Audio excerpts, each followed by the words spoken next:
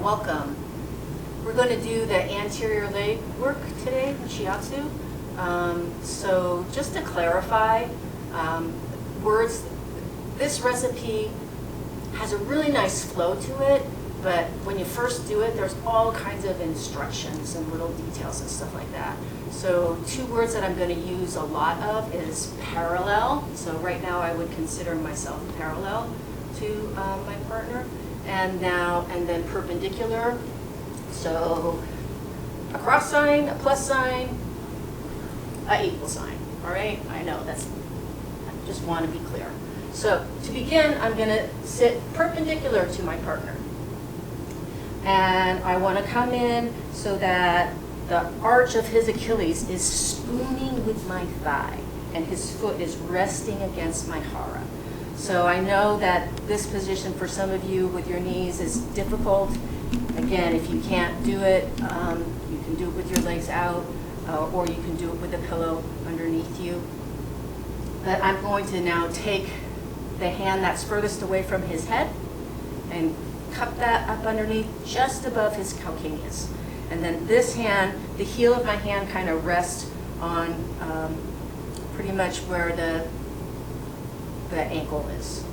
So I hug the foot to my belly, and this whole movement is coming from my dantian. So the intention is to get a really nice traction in the hip. And so I'm going to lean back. So when I say lean back, that means my back is going back. I'm going to lean back. Nothing's happened yet. This is a setup. I lean back, and then I lean away from his face, and then just come back up. So it's kind of a half circle. So I'm going to lean back and lean away. And you know that you're going to get a good traction is if you lean back, and then when you lean away, notice if their nose moves or not. Every now and again, like maybe once every 2 or 3 years, I get someone who has a hyperextended knee, and so they feel that this isn't good for their knee. You could put a pillow under the knee if that's a problem. This doesn't happen very often, but every now and then someone has that problem. Again, you've got so many choices, you don't have to do every single move. There's lots of moves to do. All right. So now, this is a hip traction. And I also want to remind you, this is not for the foot. So a lot of times students come in and they start doing this ankle rotation. It's not, let me show you one more time and notice I do nothing to his foot except hold it to my belly. All right? So now the next move is a hip rotation. And honestly, this is not an easy move to get. It's well worth trying. There's other ways to do a hip rotation, but if you can master this move, it opens the doors to a lot of other moves that you wouldn't otherwise be able to do. So I'm going to take my hand, put it below his knee, and I'm going to push his knee to his chest. And as I do that, I turn to become parallel, okay? So I'm right just on the medial side of his medial leg. I'm going to take my outside foot and put it next to his hip. So here's where it comes into a measurement depending on my proportions and my client's proportions. So I'm going to push the knee into the chest, and what I want is for my knee, again, this whole area is my knee. What I want is the medial side of my knee to be just above his ankle, okay? And then this hand rests on the quads. So now I'm going to lunge forward. So when I lunge forward, I push with my knee. Now see, I'm holding him with my knee. I'm not doing anything with my hand. And kind of, you're at a good perspective to watch this knee. As I go back, I go straight back and his leg slides down my tibia. So all my leg is doing is coming straight forward and straight back. What his leg is doing is it's coming in, and then when I go back, he slides down my tibia, and I might just a little bit with my hand encourage it to go out, but there's connection the whole time all along my tibia. And then I do use my hand to guide the knee up, and then come in. do that one more time so you can see it. So another nice thing to do is when you get the knee into the chest, hold there, and with this hand, do compressions on the stomach channel or the quadriceps, whatever your focus is.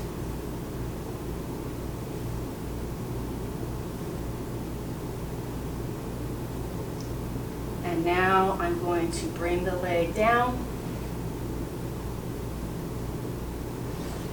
And I want to, so again, Shiatsu is so much about details. You're trying to create this space so this person feels supported in every move. So even though if I move my leg, his leg would still stay there. If I have a knee or a foot next to his ankle, it's just giving a little tiny extra support so that that allows him to let go as much as possible. If they have a tight hip, then we could put a pillow under the knee like that to support the leg. But I asked you before, you didn't want a pillow, right? Okay. So now I'm going to work on spleen, liver, and kidney. You can use palms.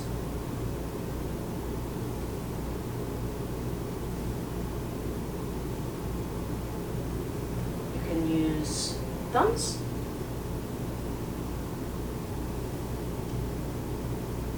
Just on posterior edge of gracilis. And kidney, I like to use my fingertips because it's so medial, it's posterior.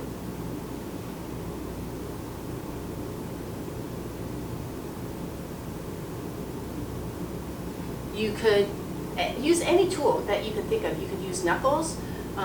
You can use forearms. Another stretch to do, I like to bring the knee up and then get my hand, my thenar eminence on the medial side of the as-is, and then push the hip down, and now I'll very gently push the knee down. It's a nice stretch. I have seen students use their knees, so whatever tools, fists come in, also get the lower leg.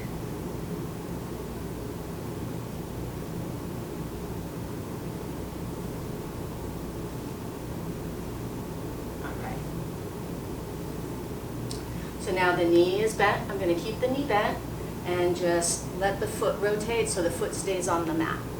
So in this position, the leg's a little bit wobbly. So now I'm going to pull his foot out lateral to be wider than his hip. And now I'm going to position myself so that I'm facing the gallbladder channel. I'm going to come up on the balls of my feet and hug. It seems counterintuitive to have both of your hands here, but as soon as you do that, you'll notice it stabilizes you. So I'm just going to hug his leg to my knee, and I like to move one knee at a time, so first I'll do the upper leg.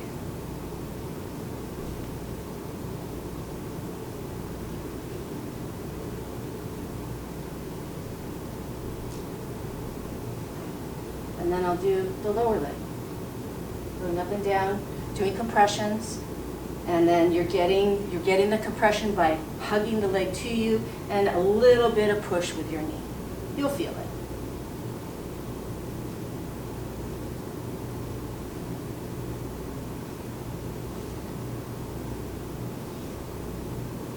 Okay. So now I'm going to pivot my hip to be all the way up by his head and shoulder. So I'm going to turn so that my hip is by his shoulder.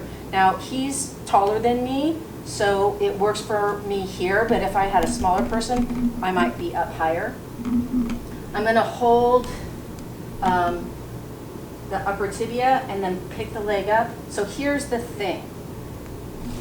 You want, if his leg is here, I have to use my strength to hold the leg up. But as soon as I get the leg past 90 degrees, the weight bearing goes into his body. So now there's not effort from coming in. Now we're going to, remember, stomach is on the lateral edge of rectus femoris.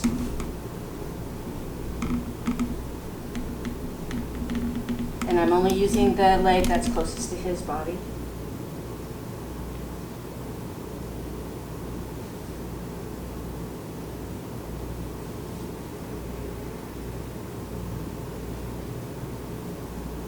Now I'm just going to place his foot back on the mat. Keep the knee up. Pivot yourself so that you're looking at their face. So I step. I'm kind of, my dantian is perpendicular to him, and then I step on the top of the foot to stabilize the leg, and then I usually rest my thigh on their leg. And now you can use, again, whatever tool. You can use fist, heel of your hand. I like my forearm. So stomach channel is in the lateral of center down the leg, right? So I'm going to come in. You've got a lot of power here because I've got all my body weight behind me. So I'm going to come in. I would go in layers because you can make this really strong.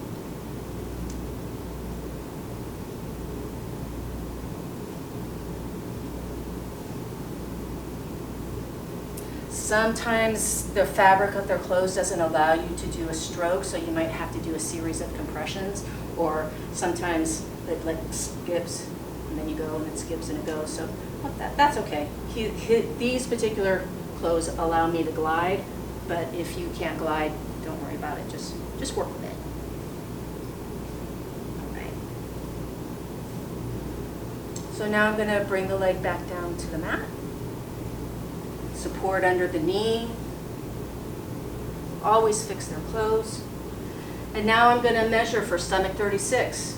So I've got stomach 35 just below the patella on the lateral side. His 3 soon. So I'm going to make it a little bit bigger because he's taller than me. And then I'm going to medially rotate the whole leg and then place my knee on stomach 36, and I'm going to keep it there. Stomach 36 is a general health point, it's a male vitality point, so it's a good point to be pressing. But I can come in, I'm going to keep this knee here, but I've got another knee and I've got my hands. So now I'm going to continue to work on the stomach channel. There's a sweet spot just below the as is that's really nice for a compression.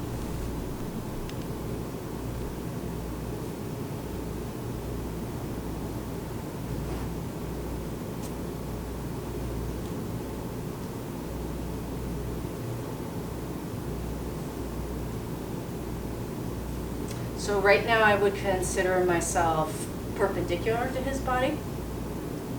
We're going to do a twist. And so I want to start out perpendicular. I'm going to lift the leg up that's closest to me. And then I'm going to place my foot that's closest to the foot of the mat on the far side of the straight leg. Okay? So you might need to adjust yourself depending on your proportions. So I'm going to come up a little bit.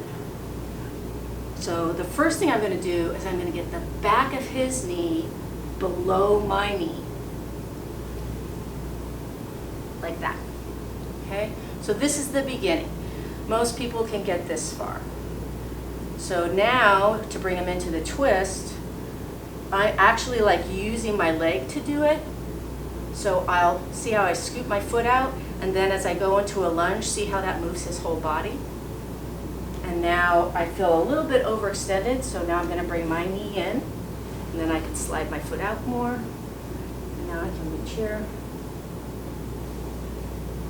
And we can hang out for a while and let him enjoy this. I can do strokes on the gallbladder channel here. I can come in with my fingertips and work a little bit in the SI joint. And then if you have someone who's extremely flexible, so I would be like this on an average person. Someone is extremely flexible. I take this hand on the shoulder, and then I take my elbow and put it on the inside of my thigh, and my palm is on his sacrum, and then I would push forward like that. I'm letting his shoulder come up so I can push them. That's, if I had a flexible person, I could really go a lot further. But I'm not going to do that yet. All right. So again, let them enjoy this twist. And as you come out nice and slow. This allows me to reposition myself. And again, I use his body to move.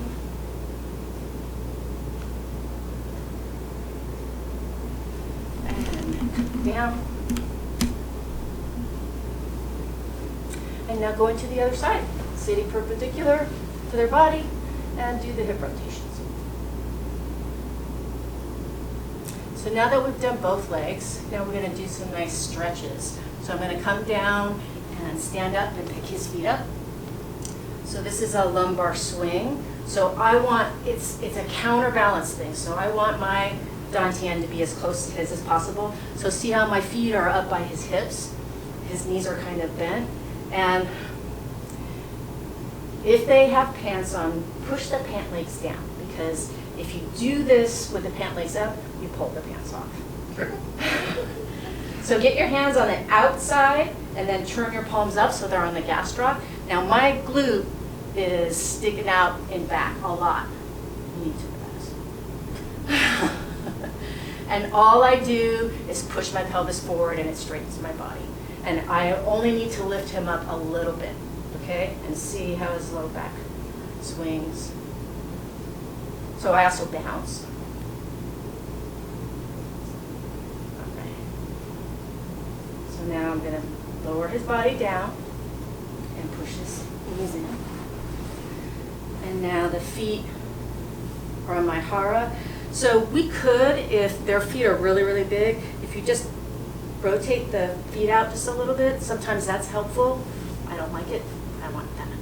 Yeah. All right. So now, taking your time, doing nice big circles. This is such a great move for the low back. So one says low back pain, you want to bring the knees into the chest. Later on, at the end, I'll show you a move that's even better.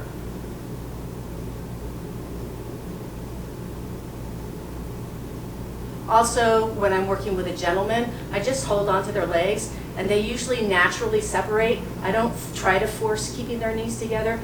I find more comfortable for men to have their knees apart.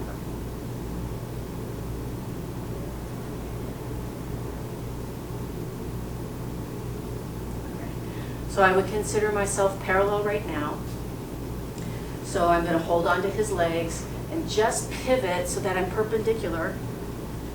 And the leg that's closest to the foot of the mat comes up. And both of his legs drape over my thigh. Just make some nice close. Okay. This is one of my favorite positions. There's a lot of choices that you have here. So, so one is I'm perpendicular, so I can lunge forward and back. So I have this nice rocking motion. So I'm pushing with my palm away, and I'm pulling back with my palm towards me. So let's do palm presses up and down, the gallbladder channel. So this is nice. This next move feels really, really good, but it's really hard on your wrists. So if you have any wrist problems, there's so many things that you can do. I would just say don't do this move if you already know that your wrists are delicate. Unfortunately, you can't really see what I'm going to do. I'll try to explain it though. So what I'm going to do is I'm going to rock his body, and my hands are going to be closed like that. And when I pull his body towards me, that lifts this side of his body up. I'm going to scoop my hand up underneath so that my knuckles land on the edge of the sacrum. And then I'm going to lunge forward, picking up this side of his body. My hand scoops up underneath, and then when he comes down, so when my hands are in place, my knuckles are on either side of the sacrum. And then I rock, so it's my client's body weight rocking on the edge of my sacrum. So I'll do that for a few minutes. And then when I lunge forward and the weight comes off this hand, I just curl my fingers open. Then I lunge back, the weight comes off, I curl my fingers open. And when my fingers open, they're generally right at the SI joint. So then, as I rock, I'm pressing along the spine, and then I'll walk up the lumbar spine with my fingers. So you're not going to really be able to see it, but it feels really, really good. So here we go. So first I'm rocking. So I'm going to come in and scoop, and then lunge forward and scoop. And now my knuckles are on either side of his sacrum. Feels really good. And then I'm going to rock, and my fingers open. Rock, that finger opens. And now I'm on either side of the spinous processes. And walking my way up. And coming up. So that's a nice move. The other thing that you can do in this position is work on the chest. So coming in, doing some nice palm presses on the chest. Again, I like rocking with this, so I'll bring his arms down and do some nice palm presses as I rock on his arms.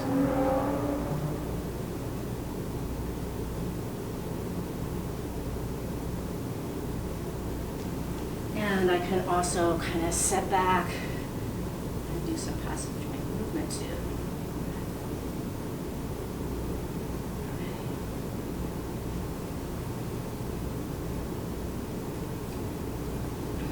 So this next move is a move that's really great for the low back. My clients tell me it decompresses their back. It feels really, really good. So what I usually, how I introduce this is I ask my client if they're familiar with yoga.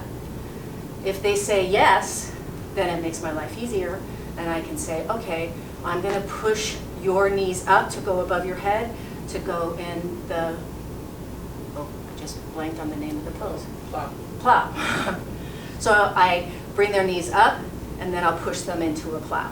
All right? If they don't know what the plow is, then I just tell them, okay, I'm going to be pushing your knees to go above your head. Okay.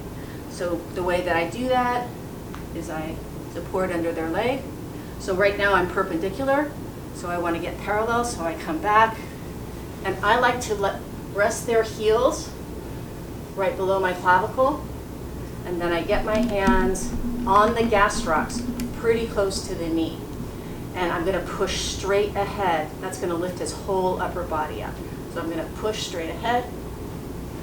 And then I walk my knees under as far as they'll go. And then his heels are at my lung 1. And his glute is touching my abdomen. And my knees are in the lower thoracic back. So now you can take your time, and you can do a lot of things here. You can rock from side to side. I've worked on the ability to alternately raise my thighs with their body weight on my thighs. And then I walk, and I'm a little bit lower. So then I'll hang out, do some more stuff. So I take a lot of time coming out little by little. There is another move that is a really nice stretch, but don't do it if you know you shouldn't. Okay, so I'm going to lay back and give him a nice extension. So I usually just hold on to the ankles like this and then come back.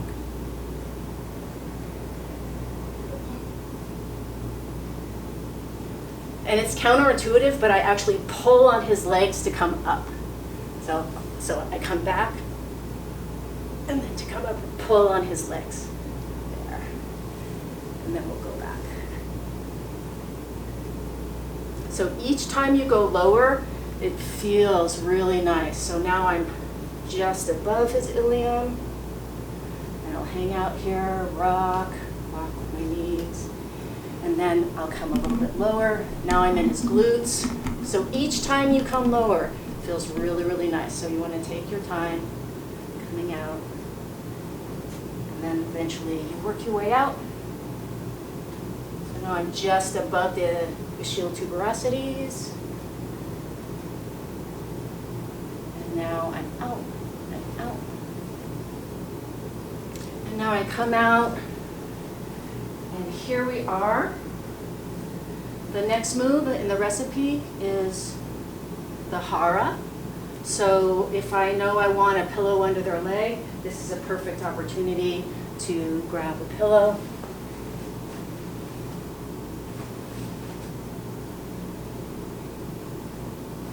And lower their legs down. And then you're ready to go to the hara. Thank you.